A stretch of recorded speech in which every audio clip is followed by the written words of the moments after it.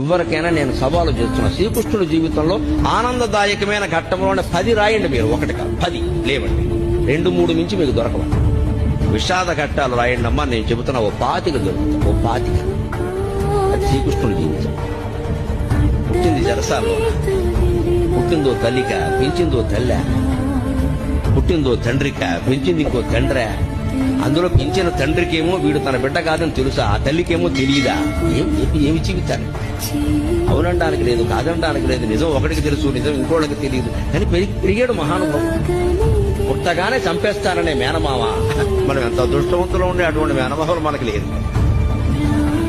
పుట్టని చంపేస్తాననే మేనమామ కచ్చెట్టు కూర్చున్నాడు ఆ జైలు దగ్గర. అదే ఆ శ్రీకృష్ణుడి జీవితం. సార పురుషుడు అంటున్నారు కదా, మరి